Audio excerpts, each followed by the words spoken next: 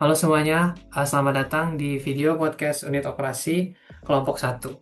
Kali ini kami di sini akan membahas mengenai unit operasi pada teknik lingkungan dan juga nanti akan ada pembahasan mengenai penerapan dari unit operasi di bisnis air minum retail.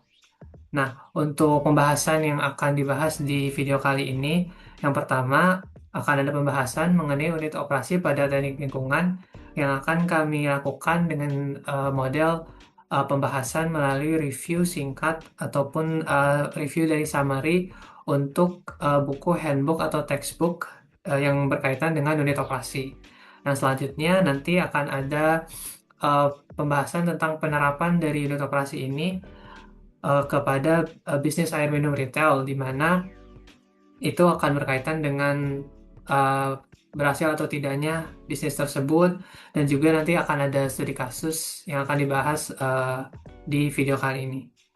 Nah, yang pertama, perkenalkan saya Muhammad Fatan Alani. Saya akan menjelaskan mengenai unit operasi pada teknik lingkungan yang uh, yang akan saya bahas ini adalah review ataupun summary singkat dari buku Unit Operations and Processes in Environmental Engineering Second Edition by Reynolds Richards.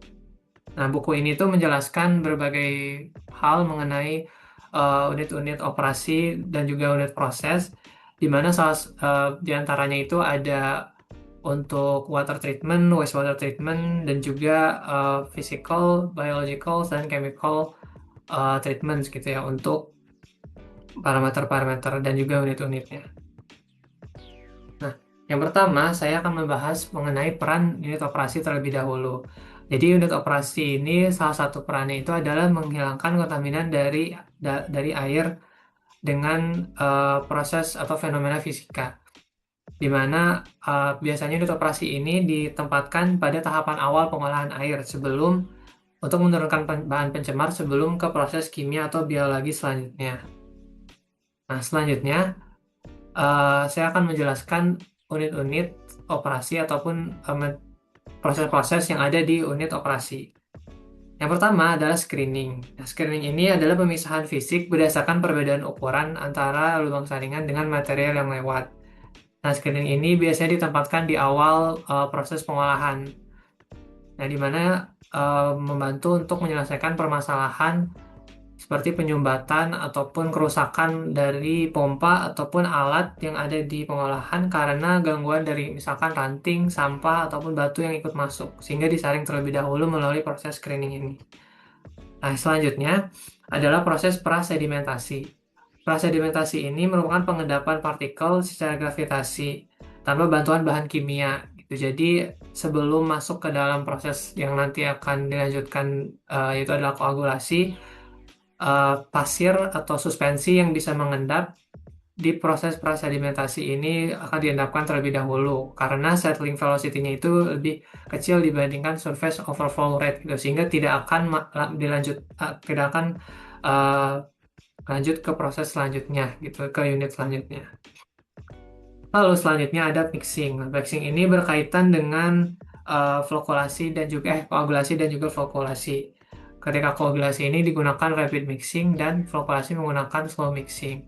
Prinsipnya ya adalah penambahan energi ke dalam air untuk menciptakan turbulensi. Seperti itu. Nah, selanjutnya ada proses aerasi.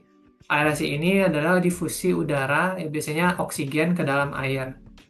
Nah, aerasi ini membantu untuk meningkatkan dissolved oksigen gitu ya untuk proses seperti misalkan fermentasi oleh bakteri aerobik atau juga untuk menghilangkan gas-gas yang menghasilkan bau gitu seperti karbon dioksida, H2S dan amonia.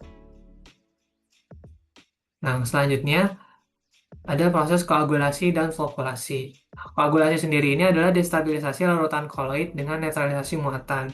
Sedangkan flokulasi ini adalah pembentukan flok yang akan mengendap. Jadi koagulasi dan flokulasi ini itu membantu untuk membersihkan air yang tadinya keruh gitu dan disebabkan karena adanya koloid gitu ya. Nah, selanjutnya dari proses koagulasi dan flokulasi tadi ada proses sedimentasi. Proses sedimentasi ini pemisahan partikel padat dari cairan berdasarkan perbedaan massa jenis. Ini sama kayak prasedimentasi. Teman sedimentasi setelah proses flockulasi ini adalah mengenapkan partikel-partikel flok yang yang setelah dibuat di proses flockulasi tadi, sehingga bisa menghilangkan eh, padatan-padatan koloid tersuspensi dan juga bisa mengurangi beban ke filter. Nah, maka selanjutnya itu adalah proses filtrasi. Nah, filtrasi ini seperti yang kita ketahui ya, di mana air ini akan dialirkan melalui media berpori. Tujuannya adalah mengurangi kekeruhan dari air, dan hasilnya adalah air yang lebih jernih seperti itu. Nah, selanjutnya adalah proses adsorpsi. Adsorpsi ini merupakan proses penyerapan molekul adsorbat ke permukaan adsorben. Biasanya menggunakan karbon aktif, dan ada model isoterm yang biasa digunakan, yaitu ada Langmuir dan Freundlich. Jadi adsorpsi ini berfungsi untuk menghilangkan karakteristik seperti bau dan juga mikropolutan yang terkandung di dalam air. Gitu. Adapun physical treatment lainnya yang berkaitan dengan unit operasi, yang pertama ada yang bisa saya sebutkan di sini ada flotasi, di mana partikel ringan ini akan naik dengan bantuan gelembung udara dan bisa disisihkan. Lalu ada reverse osmosis untuk mengurangi TDS, mengaliri air melalui membran semipermeable, dan juga ada unit equalization tank, di mana ini membantu untuk menstabilkan fluktuasi debit dan juga konsentrasi limbah, sehingga akan mudah untuk nanti proses perencanaan pengolahan air limbah dan proses perhitungannya. Seperti itu. Baik, itu saja yang bisa saya berikan ya untuk summary dari buku atau textbook pertama. Selanjutnya saya akan serahkan ke pemateri atau penjelasan selanjutnya ke Mas Wahada. Silahkan. Oke, terima kasih banyak. Selanjutnya pembahasan terkait unit operasi dan transport fenomena dari buku Louis Titor yang membahas terkait fenomena yang ada pada unit operasi. Latar belakang dari buku ini yaitu merupakan dulu awalnya berupa teknik kimia yang berbasis unit proses dan teknologi industri. Kemudian ditemukan kesamaan operasi pada berbagai industri, terutama pada perpisahan massa. Kesamaan itu melahirkan istilah unit operation. Pendekatan ini menjadi dominan dalam teknik kimia selama bertahun-tahun, fokus utama pada pemahaman proses dan pemecahan masalah praktis. Perkembangan konsep pada buku ini, perkembangan konsepnya terdapat pada abad 20 muncul transport fenomena. Basis analisisnya matematis terhadap perpindahan massa, energi, momentum, dan penilaian. Selanjutnya munculnya transport fenomena. Unit operation dominan, transport fenomena muncul, kembali ke fokus desain praktis. Ciri pendekatan ini menekankan deskripsi matematis terhadap perpindahan massa, energi, dan momentum.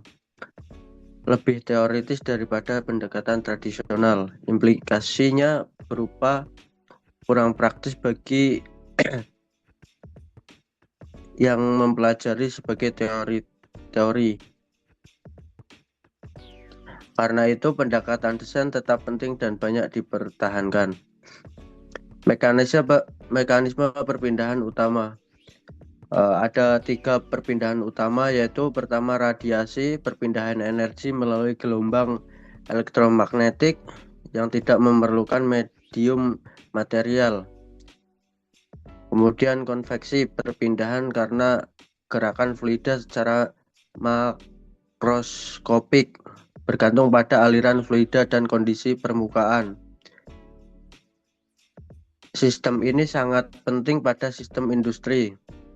Kemudian difusi molekuler terjadi akibat gradien suhu, konsentrasi, atau kecepatan, mendorong perpindahan dari daerah tinggi ke rendah.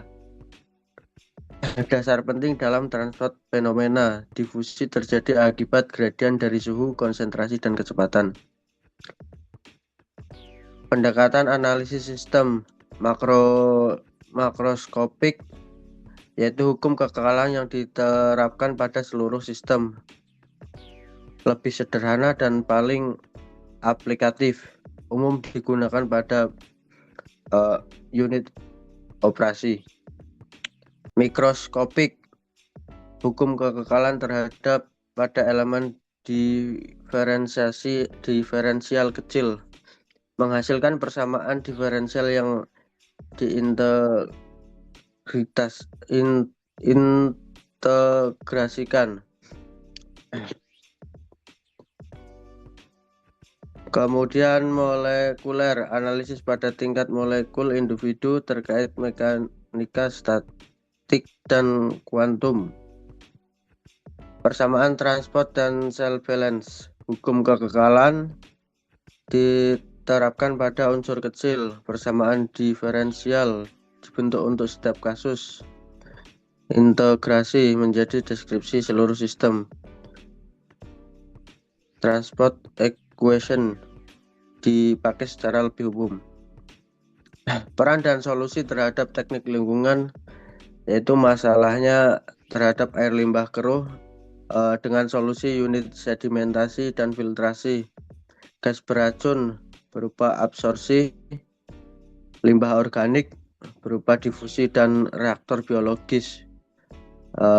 Masalah untuk logam berat berupa adsorpsi.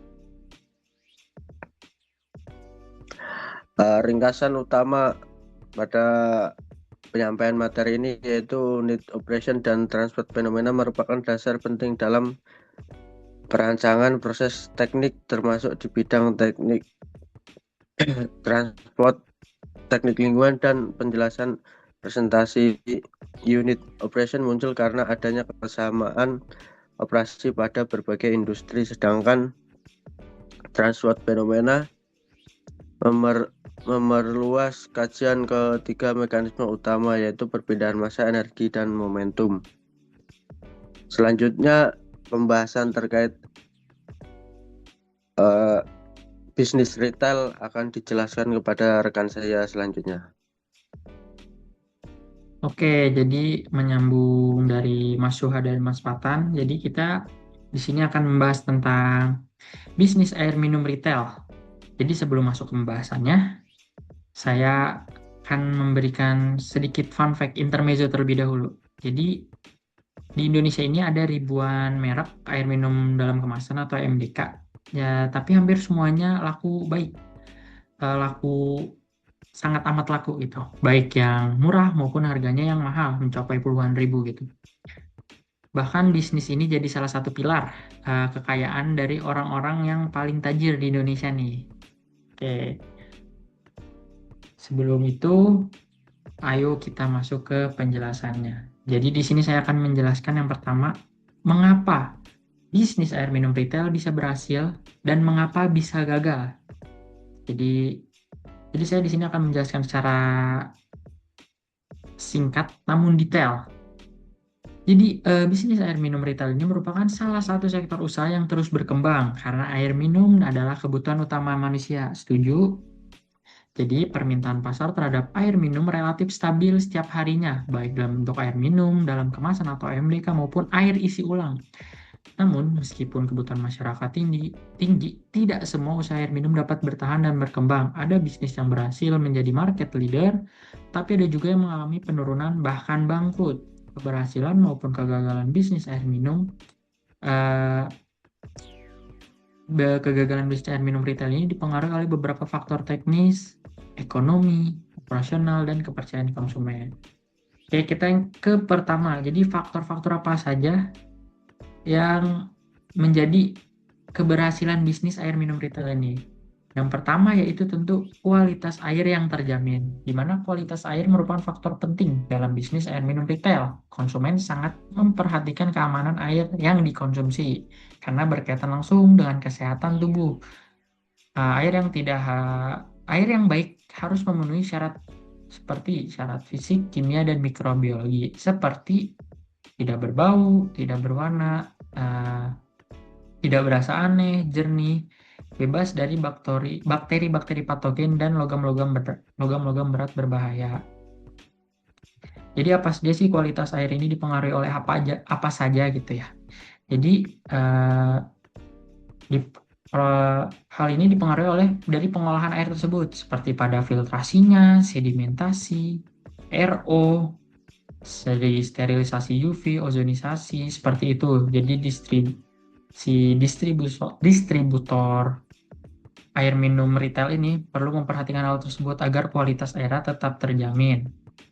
Lalu yang kedua ada apa? Yaitu ada lokasi yang strategis, di mana lokasi usaha itu sangat menentukan tingkat keberhasilan dalam bisnis air minum retail, terutama depot air isi ulang. Jadi lokasi yang berada di daerah dengan aktivitas masyarakat yang tinggi akan memiliki permintaan pasar yang lebih besar.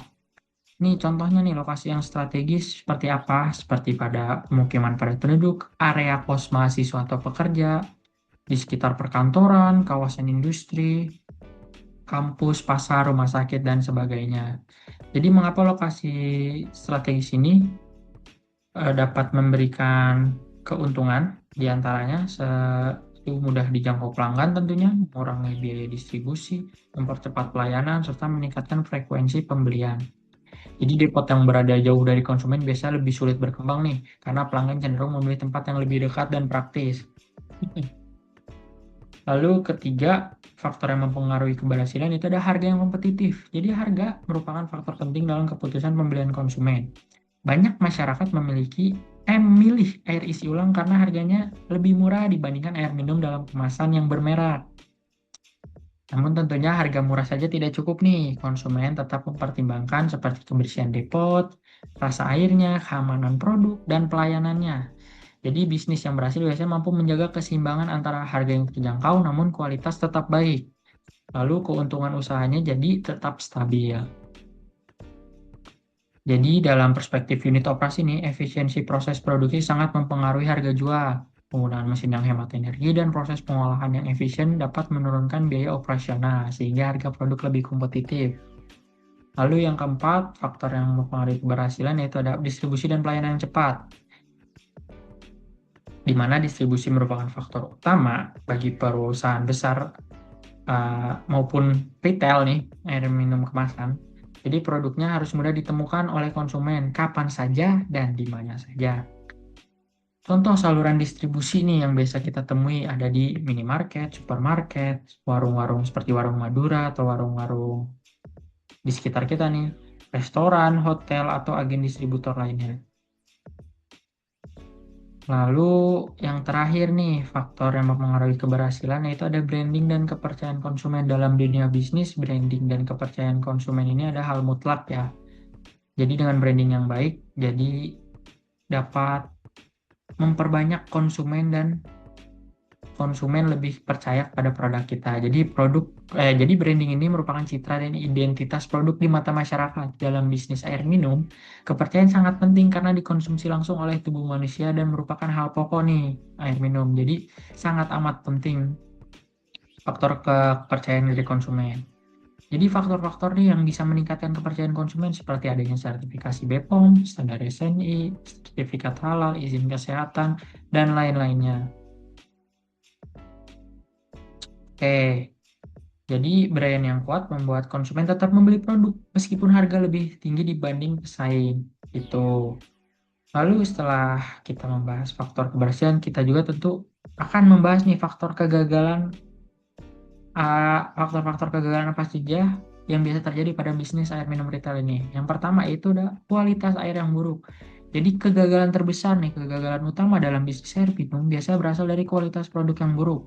Jadi jika proses pengolahan tidak berjalan dengan baik, air dapat terkontaminasi bakteri seperti E. coli. Tuh. Jadi ini apa sih akibatnya? Jadi akibatnya konsumen bisa kehilangan kepercayaan karena dia tahu setelah membeli dan ternyata malah keracunan gitu. Misalkan contohnya ya. Jadi konsumen pasti lama-kelamaan akan hilang kepercayaan nih ke kita. Jadi memilih ke penjual atau distributor lain. Lalu hal tersebut mengakibatkan penjualan penurunan, muncul komplain pelanggan, lalu depot dapat ditutup pemerintah karena yang tadi tidak lolos sertifikasi karena membahayakan kesehatan konsumen. Hal-hal yang biasa mempengaruhi seperti filternya tidak diganti nih dalam proses distributor, dalam proses distribusinya nih, dalam proses produksinya. Filternya tidak diganti, lampu UV-nya mati, membran RO-nya rusak, atau tangki penyimpanan yang kotor.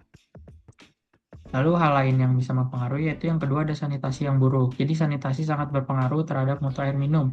Banyak dapat gagal karena kurang menjaga kebersihan peralatan dan lingkungan produksi.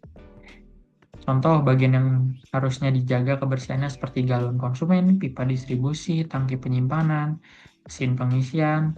Lalu ada seperti lantai dan ruang produksinya juga tentu perlu dijaga sanitasinya. Jadi sanitasi yang buruk dapat menyebabkan pencemaran mikrobiologi nih, sehingga air tidak layak dikonsumsi.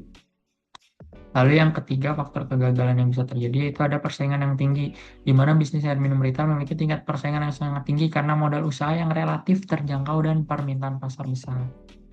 Biasanya persaingan terjadi nih pada harga, lokasi, kualitas, pelayanan, dan promosi. Jadi dapat perusahaan yang tidak memiliki keunggulan tertentu akan sulit bertahan nih di tengah banyaknya kompetitor.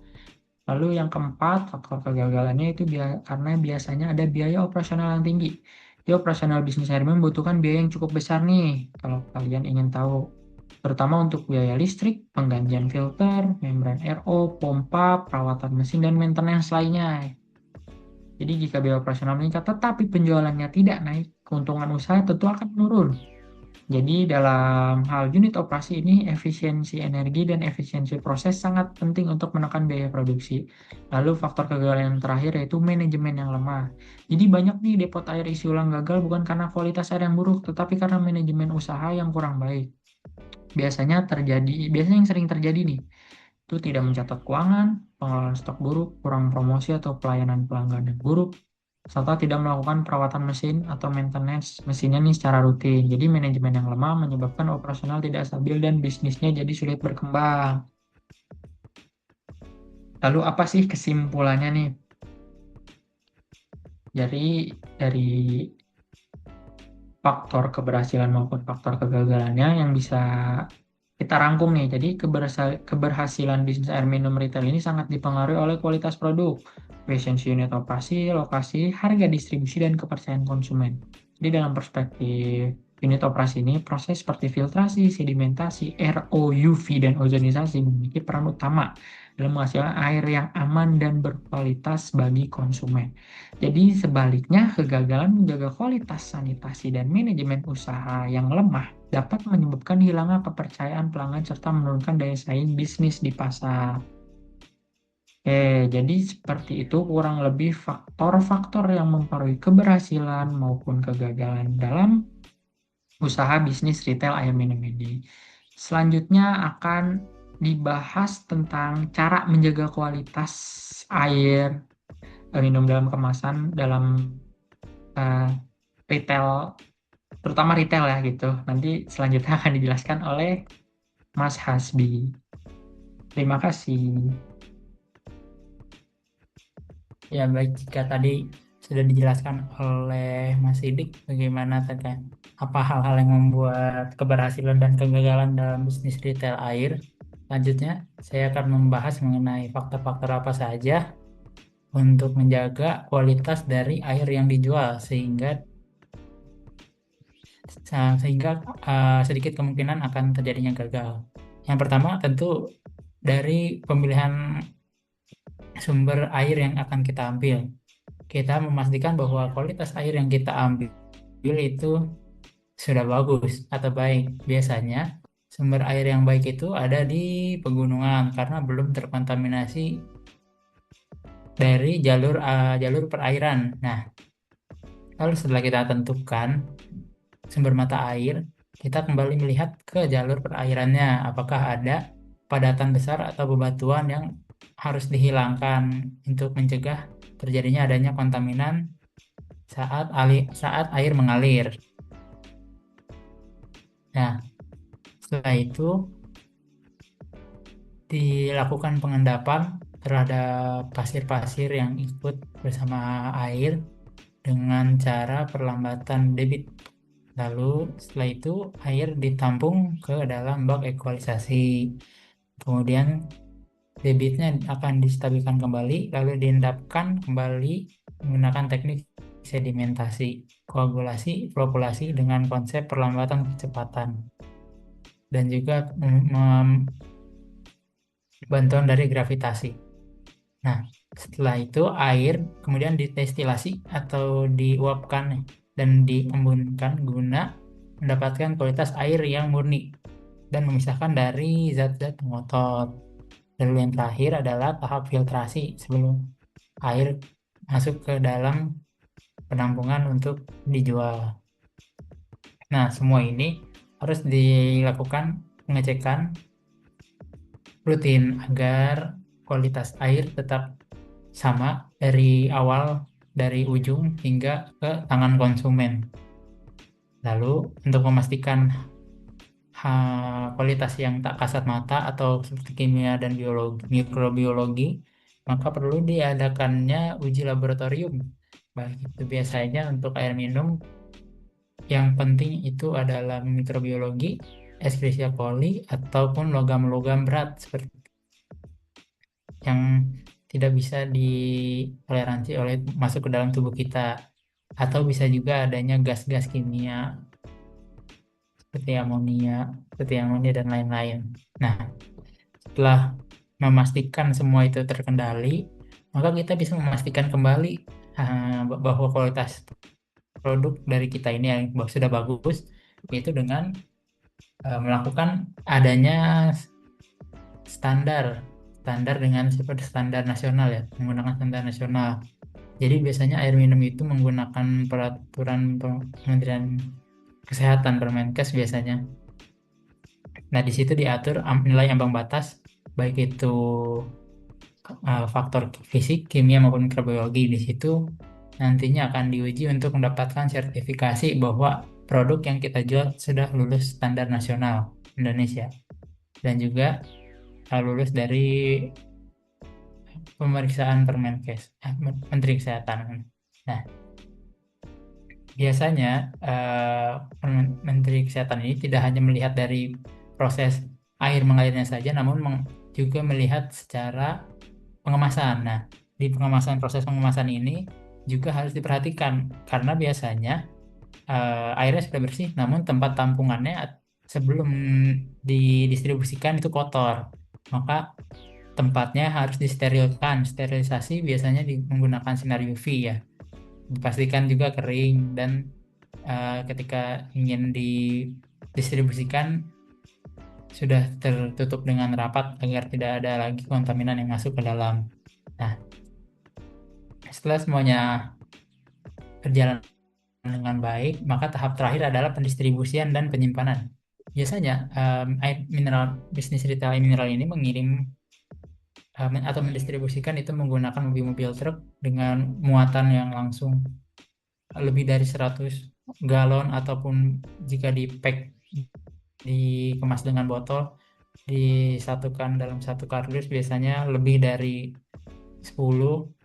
Nah, itu pendistribusian harus diperhatikan kembali. Seperti mungkin kalau misalnya pengemasan yang galon itu tidak boleh terlalu lama terkena sinar matahari, atau yang dikemas dalam botol lalu disatukan dalam kardus itu tidak boleh, atau ada batasan penumpukan seperti maksimal 3 tumpuk atau 2 tumpuk. Nah, setelah pendistribusian berjalan lancar, lalu tinggal di penyimpanan. Nah, penyimpanan ini biasanya dilakukan oleh para penjual, pedagang ya. Biasanya para pedagang itu kurang memperhatikan teknik penyimpanannya. Biasanya ada yang menyimpan di bawah cahaya matahari langsung. Sebenarnya itu tidak boleh karena nanti akan merusak dari kualitas airnya. Lalu ada yang ditaruh di sembarang tempat, mungkin tempatnya yang kotor, nanti bisa ada terjadi pencemaran. Nah, untuk solusinya mungkin bisa dilakukan adanya sosialisasi terhadap para penjual bagaimana cara penyimpanan minuman ini atau air minum ini agar kualitasnya terjaga baik hingga ke konsumen dan konsumen pun merasakan manfaatnya seperti itu. Ya, mungkin itu yang bisa dilakukan oleh para pihak yang melakukan bisnis retail minuman. Selanjutnya akan dilanjutkan oleh rekan saya. Terima kasih. Oke, terima kasih Mas Hasbi. Selanjutnya saya akan membahas tentang bisnis air minum retail terhadap populasi menua dan aspek kesehatan. Pada bisnis air minum retail saat ini menghadapi perubahan signifikan seiring meningkatnya populasi menua. Peningkatan usia harapan hidup menyebabkan proporsi lansia dalam masyarakat semakin besar, yang nantinya dapat berdampak langsung pada pola konsumsi masyarakat, termasuk pada kebutuhan air minum. Lansia memiliki karakteristik fisiologis yang berbeda dibandingkan dengan kelompok usia muda, seperti adanya penurunan rasa haus, melemahnya fungsi ginjal, serta meningkatnya resiko penyakit seperti hipertensi dan gangguan metabolisme. Nah, oleh karena itu, konsumsi air minum tidak lagi sekedar menghilangkan dahaga, tetapi juga berperan penting dalam menjaga kesehatan dan kualitas hidup. Dalam konteks yang sudah saya paparkan sebelumnya, kualitas air minum menjadi faktor utama dalam bisnis retail. Air yang dikonsumsi harus bebas dari kontaminan biologis dan kimia, serta dalam kandungannya memiliki mineral yang seimbang. Nah, perlu diingat, kandungan mineral yang terlalu tinggi juga nantinya dapat membebani kerja ginjal, sementara kandungan yang terlalu rendah juga nantinya akan berakibat kurangnya optimal bagi tubuh. Oleh karena itu, pelaku usaha perlu memastikan produknya memenuhi standar, serta kesehatan seperti standar SNI atau pengawasan dari lembaga yang terkait.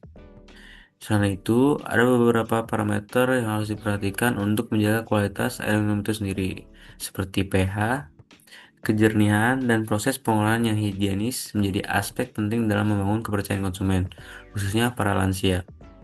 Selain kualitas, aspek kemudahan akses dan penggunaan juga menjadi perhatian utama banyak lansia yang mengalami keterbatasan fisik. Sehingga kemasan produk perlu dirancang secara ergonomis, ringan, dan mudah dibuka. Ukuran kemasan juga harus disesuaikan agar tidak menyulitkan saat digunakan. Inovasi seperti kemasan ramah lansia, layanan antar yang rutin, serta sistem anggaran menjadi peluang strategis untuk meningkatkan kenyamanan dan loyalitas konsumen. Dari sisi peluang sendiri, meningkatnya populasi lansia membuka segmen pasar baru yang sangat potensial. Produk air minum dapat dikembangkan dengan pendekatan kesehatan, seperti air rendah sodium, ataupun ada air dengan tambahan elektrolit ringan. Selain itu, adanya edukasi mengenai pentingnya hidrasi juga dapat menjadi nilai tambah bagi para pembisnis air minum retail, mengingat banyak yang lansia yang kurang menyadari kebutuhan cairan pada tubuhnya. Dengan memberikan informasi yang jelas dan transparan, pelaku usaha tidak hanya menjual produk, tetapi juga membangun hubungan jangka panjang dengan para konsumen. Namun terdapat berbagai tantangan yang harus dihadapi oleh para pembisnis air minum retail, seperti persaingan industri yang ketat dan tingkat kesadaran masyarakat yang masih bervariasi dan bermacam-macam. Faktor harga juga nantinya dapat menjadi pertimbangan penting, terutama bagi lansia dengan keterbatasan ekonomi. Oleh karena itu, pelaku usaha perlu menyeimbangkan antara kualitas produk dan harga yang terjangkau agar tetap kompetitif. Secara keseluruhan sendiri, bisnis air minum retail di era populasi juga memiliki prospek yang sangat baik, tetapi keberhasilan bisnis ditentukan oleh kemampuan memahami kebutuhan spesifik para lansia, menjaga kualitas produk, melakukan inovasi layanan, serta membangun kepercayaan melalui edukasi dan transparansi. Dengan pendekatannya tepat, air minum tidak hanya menjadi komoditas, tetapi juga bagian penting dalam mendukung kesehatan dan kesejahteraan masyarakat. Mungkin pemaparan saya hanya sekian. Kurang lebih mohon maaf, saya akan lanjut ke Mas Nabil. Dipersilakan. Terima kasih. Oke, baik. Terima kasih Mas Dito sebelumnya. Nah, kemudian kalau kita ngomongin tentang bisnis air minum retail, ini sangat menarik ya, karena memiliki dua wajah yang berbeda. Nah, ada korporasi besar seperti Aqua dan Le Mineral, dan juga ada agen atau depot isi ulang yang memang jumlahnya di Indonesia ini sudah ada puluhan ribu yang memang tersebar luas gitu.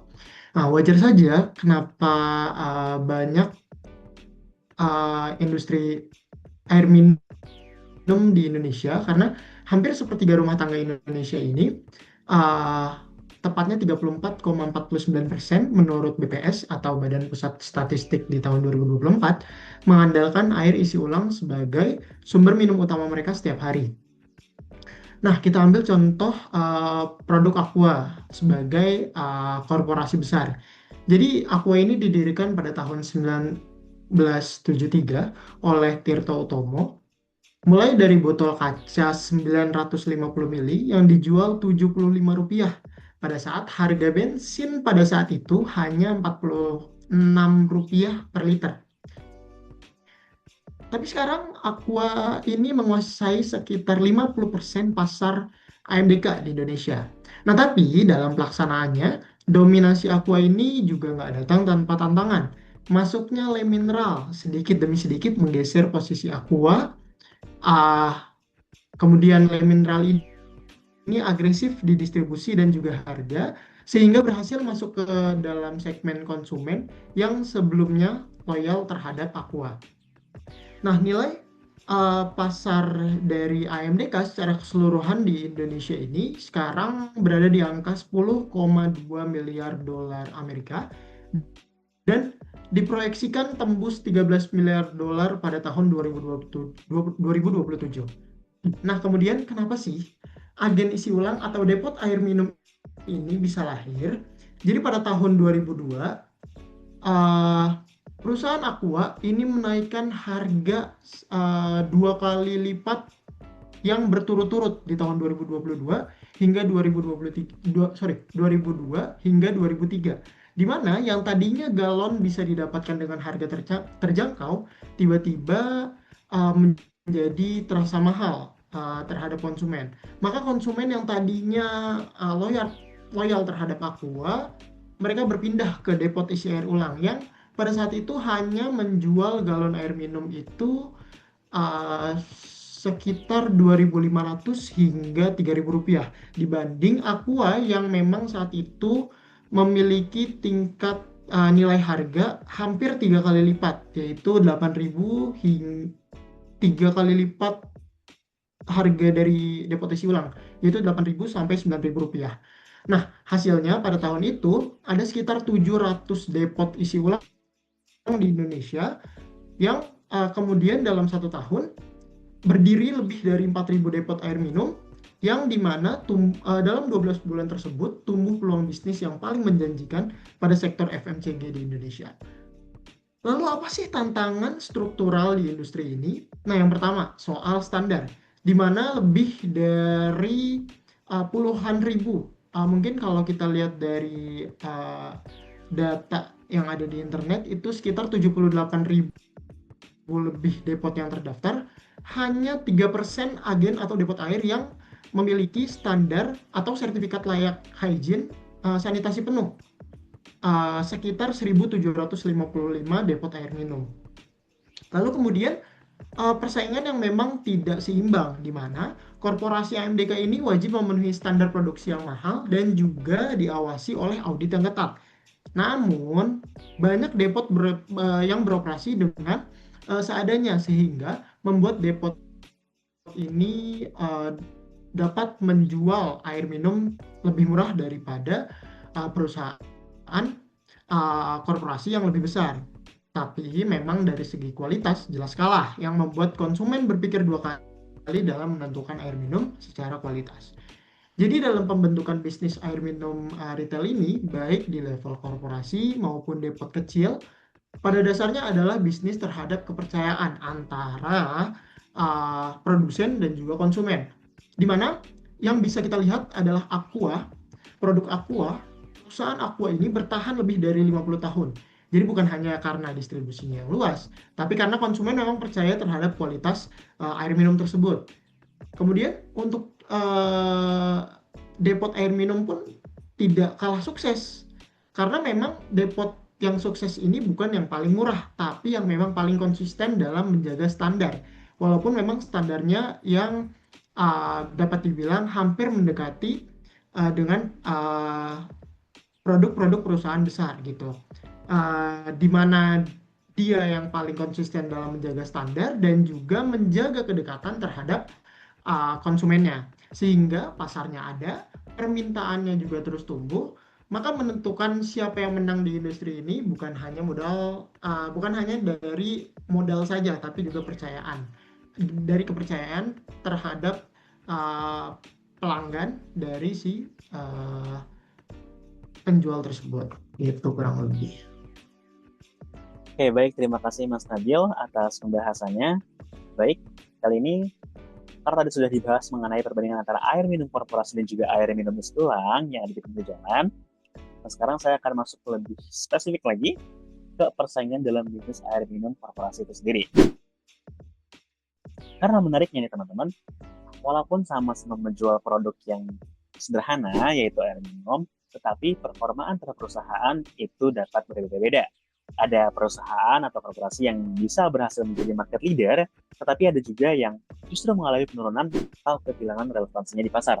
Nah, dalam konteks air minum dalam kemasan atau AMDK ini, contoh yang paling mudah dilihat adalah bagaimana Aqua masih menjadi salah satu market leader terbesar di Indonesia, sementara itu beberapa merek lain seperti Ades, Club, itu dapat dijadikan contoh sebagai brand yang posisinya tidak sekuat dulu dan cenderung tertinggal dibandingkan oleh Aqua ataupun pendatang baru seperti Le Mineral. Nah, hal pertama yang membuat sebuah korporasi air minum ini bisa menjadi market leader adalah brand trust atau kepercayaan merek. Nah, dalam bisnis air minum, konsumen ini sebenarnya tidak selalu bisa membedakan kualitas air secara langsung. Secara fisik, produknya terlihat mirip, sama bening, juga sama-sama dikemas dalam bentuk galon ataupun botol, dan sama-sama diklaim aman untuk diminum. Nah, karena itulah keputusan konsumen seringkali tidak hanya berdasarkan produk, tapi berdasarkan persepsi dari masing-masing konsumen itu sendiri. Nah, sekarang, kalau misalnya sebuah merek sudah lama hadir, sering dikonsumsi oleh berbagai keluarga, mudah ditemukan di mana-mana, dan dianggap aman, maka merek itu pasti akan menjadi pilihan otomatis. Bahkan dalam banyak kasus, nama merek itu bisa dijadikan sebagai sebutan umum untuk kategori produknya. Misalnya kalau kita sedang di suatu tempat makan, lalu ditanya, Mas mau minum apa? Mungkin sebagian besar dari kita akan langsung menyebut sebagai Aqua aja deh Mas, padahal belum tentu Aqua nanti yang datang. Nah, ini menunjukkan bahwa brand tersebut sudah sangat kuat dalam menemukan konsumen. Oke, kemudian selain karena faktor brand trust, faktor kedua adalah distribusi. Dalam bisnis AMDK, distribusi sangat menentukan. Air minum itu adalah merupakan produk dengan kebutuhan yang cepat. Nah, konsumen biasanya membeli saat sedang haus, sedang makan, ataupun sedang berpergian, atau sedang membutuhkan air untuk acara-acara tertentu. Nah, mereka tentunya tidak akan mencari terlalu lama.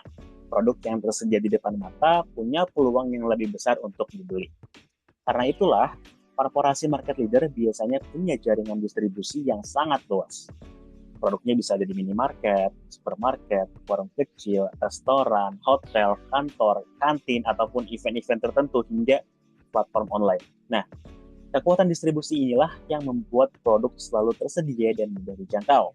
Dalam retail, produk yang sering terlihat akan lebih mudah diingat dan produk yang mudah ditemukan akan lebih sering dibeli. Nah, kemudian faktor yang ketiga adalah konsistensi kualitas dan operasional. Walaupun konsumen tidak melihat langsung kualitas proses produksinya, perusahaan AMDK biasanya memiliki sistem produksi, quality control, standar kebersihan, dan kapasitas distribusi yang lebih kuat. Mereka biasanya memastikan kualitas air relatif konsisten dari satu batch ke batch lain, dari satu kota ke kota lain, dan dari satu ukuran kemasan ke ukuran lain. Nah, ini sangat penting karena air minum adalah produk yang sensitif. Sedikit saja ada masalah seperti rasa berubah, tercium bau yang aneh, ataupun tutup botolnya yang rusak, botol penyok, ataupun ada isu kebersihan lainnya, kepercayaan konsumen bisa langsung turun seketika. Jadi market leader bukan hanya memang karena terkenal, tapi karena mampu menjaga konsistensi kualitas dalam skala yang besar. Kemudian, faktor yang keempat adalah portofolio produk.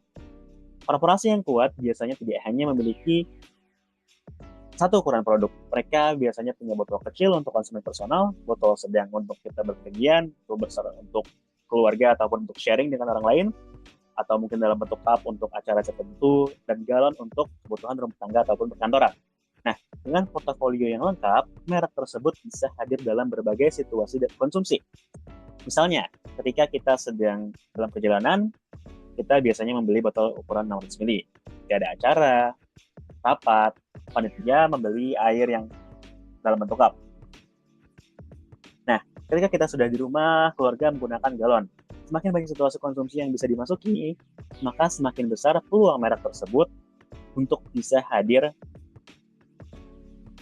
dan menjadi bagian dalam kebiasaan sehari-hari para konsumen.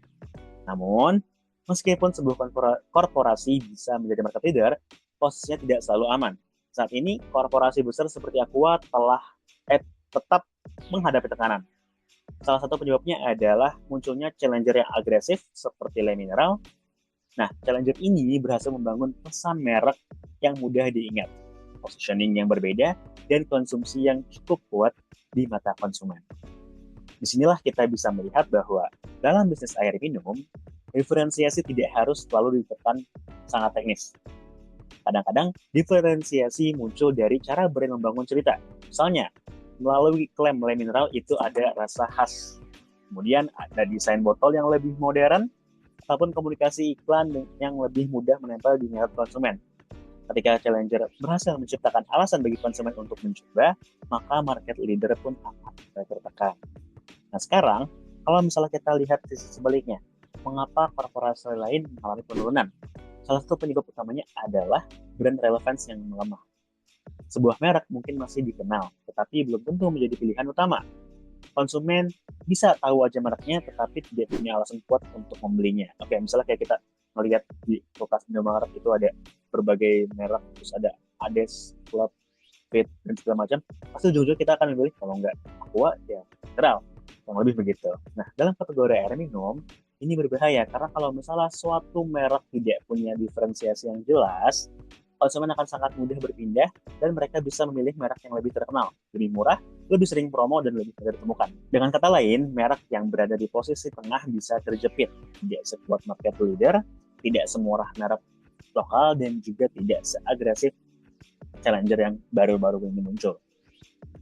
Nah, kemudian, jawaban kedua adalah kalah dalam distribusi dan visibility. Penjualan bisa turun bukan karena konsumen membenci produknya, tetapi karena produk tersebut makin jarang terlihat. Kalau jarak dari market posisinya kurang strategis, ataupun stoknya sering kosong, tidak ada promonya, ataupun distribusinya tidak merata, maka konsumen akan secara otomatis membeli merek yang lain. Nah, dalam bisnis retail, visibility itu sangat penting. Produk yang tidak sering terlihat biasanya dianggap tidak ada, apalagi produk seperti air minum yang keputusan pembeliannya cepat dan tidak terlalu mempertimbangkan dan tidak terlalu melibatkan pertimbangan yang panjang dari si konsumen. Nah, kalau misalnya konsumen masuk toko dan hanya melihat merek A dan B, maka mereknya tidak akan masuk ke dalam pilihan, walaupun sebenarnya kualitasnya pun juga sama-sama baik. Nah, bab ketiga adalah harga yang tidak sesuai dengan persepsi nilai. Kalau sebuah merek menjual dengan harga mendekati market leader, tetapi brand trust-nya itu rendah, kemungkinan konsumen akan merasa lebih aman untuk membeli si market leader. Sebaliknya, kalau harganya ingin murah, dia harus bersaing dengan merek yang lokal ataupun private label yang bisa jadi lebih agresif. Akibatnya, merek tersebut bisa terjebak di tengah-tengah. Ini yang disebut sebagai masalah value proposition. Konsumen akan bertanya meskipun tidak secara langsung, kenapa sih saya harus memilih merek ini? Kalau jawabannya nggak jelas, ya makanya merek itu pastinya akan kalah. Selain aspek bisnis, ada juga aspek non-bisnis yang mempengaruhi persaingan dalam korporasi air minum. Yang pertama adalah persepsi mengenai kesehatan dan juga keamanan. Air minum adalah produk yang masuk langsung ke tubuh, sehingga faktor trust menjadi sangat sensitif. Isu kecil seperti kualitas air, sumber air, kebersihan, ataupun keamanan keamasan bisa berdampak langsung secara besar terhadap merek tersebut. Nah, yang kedua adalah isu lingkungan. Perusahaan AMDK sering dikaitkan dengan penggunaan plastik sekali pakai, pengelolaan sampah, dan juga eksploitasi di sumber air. Nah, market leader biasanya mendapat sorotan lebih besar karena skala produksinya pun juga besar. Jadi, perusahaan tidak cukup hanya dengan menjual produk, tetapi juga harus menunjukkan tanggung jawab lingkungan. Misalnya, melalui program daur ulang, kemasan yang lebih ramah lingkungan, ataupun pengelolaan sumber daya air yang transparan. Yang ketiga adalah sentimen sosial dan reputasi perusahaan. Dalam beberapa tahun terakhir, konsumen semakin memperhatikan siapa perusahaan di balik sebuah produk. Isu global, afiliasi perusahaan, kampanye boykot, ataupun reputasi korporasi bisa mempengaruhi keputusan pembelian. Walaupun dampaknya terhadap penjualan tidak selalu mudah diukur secara langsung, hal ini tetap mempengaruhi persepsi publik dan memberi ruang bagi pesaing untuk ambil momentum. Nah, yang keempat adalah perubahan perilaku konsumen. Konsumen sekarang lebih mudah mencoba merek baru. Mereka terpengaruh oleh media sosial, iklan digital, rekomendasi dari orang-orang sekitar, ataupun promo dengan market, dan persepsi bahwa beberapa merek baru terasa lebih fresh atau lebih relevan. Nah, inilah yang membuat loyalitas terhadap merek lama tidak sekuat dulu, terutama di segmen konsumen yang masih muda. Jadi, kalau misalnya bisa kita simpulkan bahwa korporasi air minum yang menjadi market leader biasanya unggul karena kombinasi antara brand trust, distribusi yang luas, dan juga kualitas konsisten serta portofolio produk yang lengkap, dan kemampuan membangun kebiasaan konsumsi. Sementara korporasi yang mengalami penurunan biasanya menghadapi masalah pada brand relevance, distribusi, visibility, harga, dan juga diferensiasi yang kurang kuat. Dari aspek bisnis, ini Bapak bisa dilihat dari strategi pemasaran, distribusi harga, promosi, inovasi produk, serta kekuatan operasional. Sedangkan dari aspek non-bisnis, penyebabnya bisa berasal dari persepsi kesehatan, isu lingkungan, sentimen sosial, reputasi korporasi, dan perubahan perilaku konsumen. Maka, dalam bisnis air minum retail, menangnya bukan hanya perusahaan yang memproduksi air yang lebih banyak. Menangnya adalah perusahaan yang mampu membuat konsumen itu menjadi percaya, membuat produknya selalu tersedia, dan memberi alasan yang jelas untuk dipilih dan tetap relevan terhadap perubahan pasar. Dengan kata lain, air minum memang produknya terlihat sederhana, tapi persaingan bisnisnya tentunya sangat kompleks. Yang dijual bukan hanya air, tetapi juga kepercayaan, akses, persepsi, kualitas, dan citra perusahaan. Oke, baik, mungkin itu yang bisa kami sampaikan. Terima kasih semua teman-teman yang sudah menyaksikan podcast ini. Mohon maaf jika ada kekurangan. Semoga bermanfaat. Sampai jumpa lagi. Assalamualaikum warahmatullahi wabarakatuh.